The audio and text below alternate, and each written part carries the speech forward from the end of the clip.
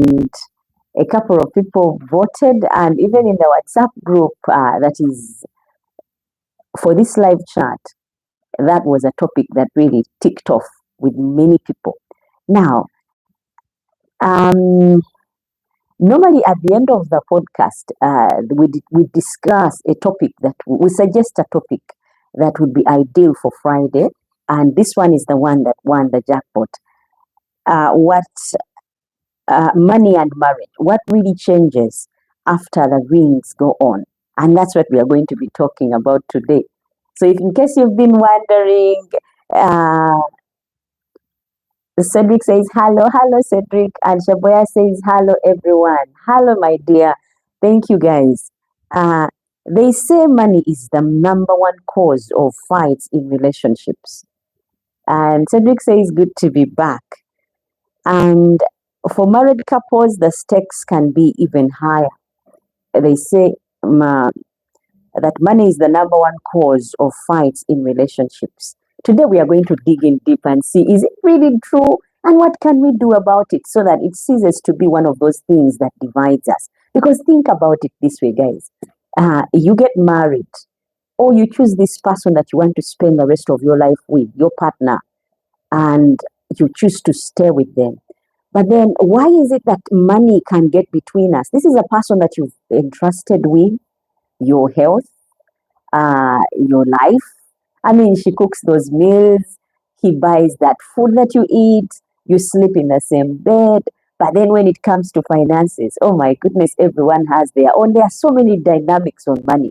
And today we'll be diving in to see what really causes that and how can we get past it and really have healthy relationships. The stakes can be higher in marriages when you're married, because now you're talking about shared debt.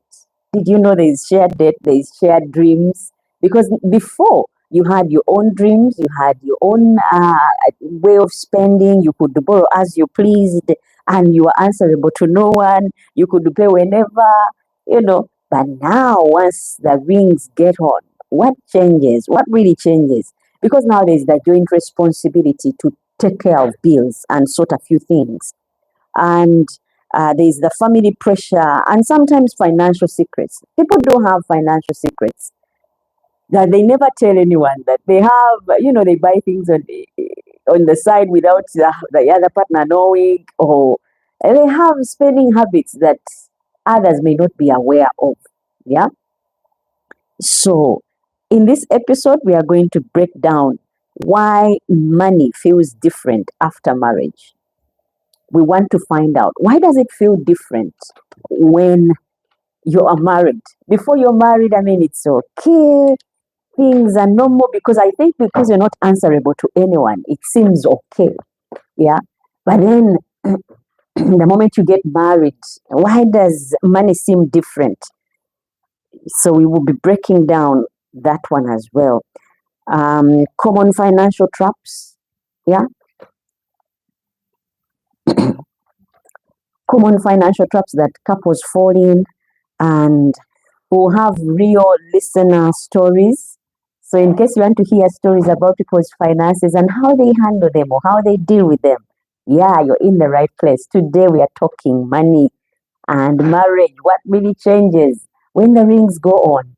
We are going to be looking at that one. We'll also look at some advice from experts, from couples financial counselors, because I consulted, guys, and I needed to have a broad perspective of what we are going to be talking about today. And guys, it will be interesting. And practical tools you can use to keep your marriage financially healthy. We'll be sharing those ones as well. So grab a notebook in case you are one who likes writing down, a cup of tea or coffee. Those of you who are in cold areas, or like us in Uganda, where they said, keep warm, the flus are on the scourge, and temperatures are going to be really cold for us, colder than usual. I mean, we're not used even to temperatures of 17, dropping to 17. So you can imagine, guys, keep us in prayers. Not everyone has that warm bed that you guys have.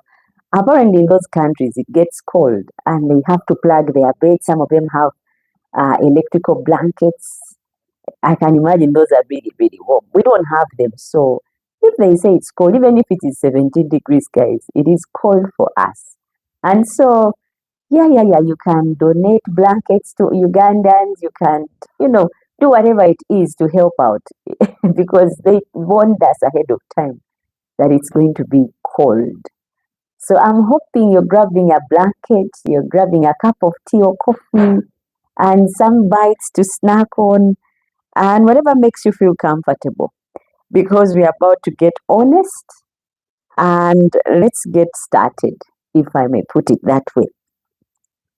Now, there is before and after the rings. Yeah, there is before and after the ring. Let's set a scene. Before marriage, most people manage their money as independent adults. Most people, manage their money as independent adults. I mean, you have your salary and you spend how you want because you're not married, you're not in a relationship with anyone, you're not answerable to anyone. So you do as you please. Whatever makes you happy, you go for. Yeah. And you might treat yourself to something spontaneous, out of the blue. You're like, let me just go out. Let me just get that dress. It looks really nice. Let me just get that shoe. It really looks nice. Spontaneous. You can just go and do those things to yourself. After the vows, it all changes suddenly. Now, people are not prepared for that. That's why sometimes we get married and we take our mentality of singleness to marriage.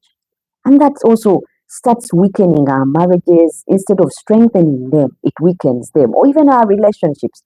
We're not talking only about marriages, but also relationships. What changes after? Here they've proposed, after they've committed to you, and they say, you know what, I want to spend the rest of my life with you. What changes regarding money is what we are going to be looking at. After the vows, it all suddenly changes. Someone else spending, someone else's debt is taken on, even family responsibilities, or even tied to you, are all tied to you. Because before it was about you.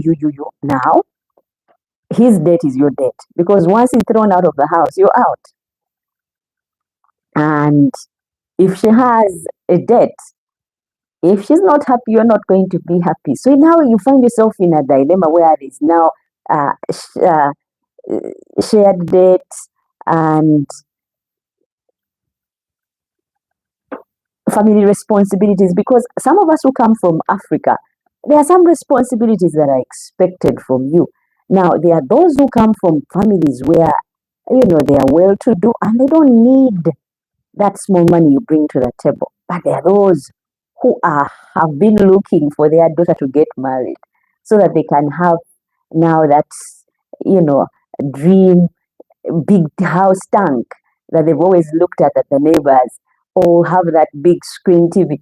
And it now falls on the girl to bring it at home to them because, now she's married. Expectations rise, guys.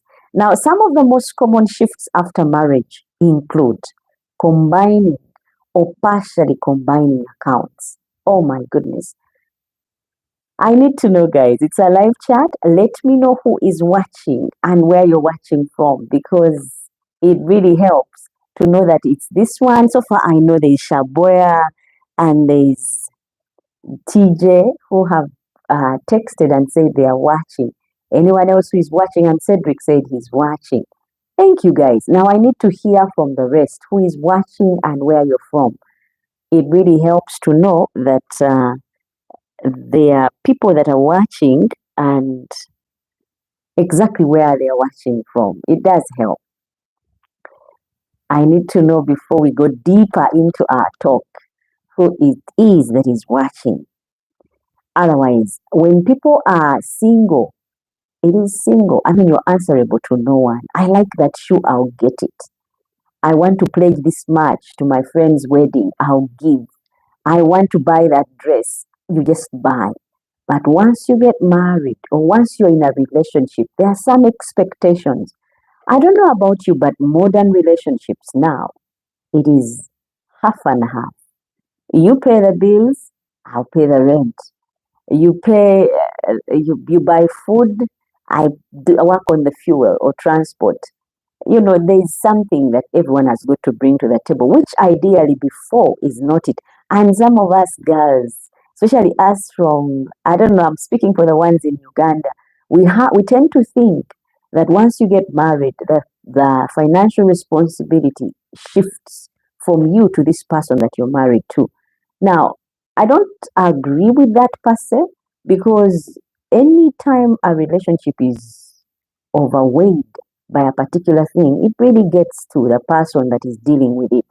So you thinking you get married so you don't have to worry about rent anymore. Well, some men like it, and men have an issue of once they get a girl they're interested in, acting as though money is not a problem, even when they are from hand to mouth. Men do that. They tend to, spend and spend and spend.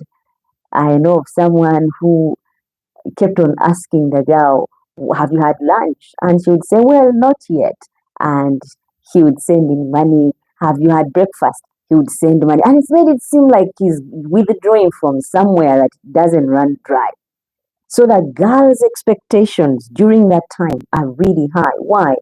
Because, you've been meeting all these needs as and when they arise. So it is so easy for me to expect heaven on earth from you once I get married, to forget all my worries about concerns about money once I get to be with you, because that's the picture portrayed by you when you're trying to woo me or get me to like you.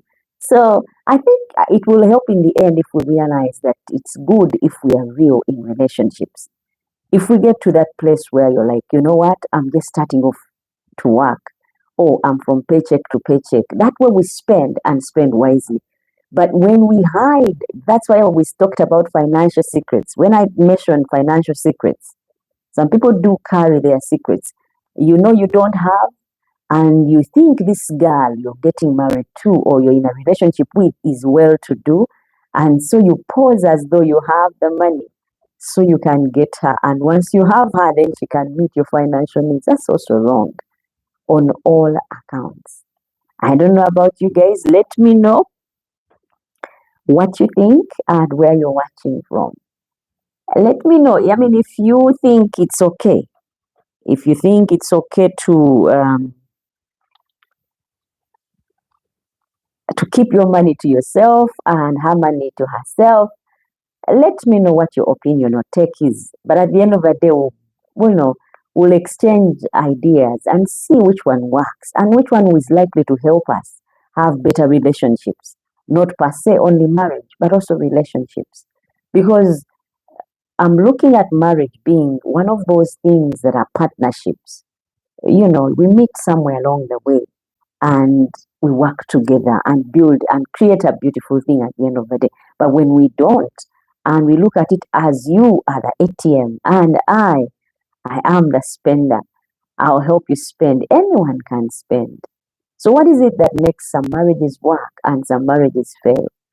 They are along with so many other reasons, but money is also key. There are those who are stingy, there are hoarders, and then there are those who spend like there's no tomorrow. My goodness, dealing with both. And when you're getting married, you don't know who you're getting married to. Is it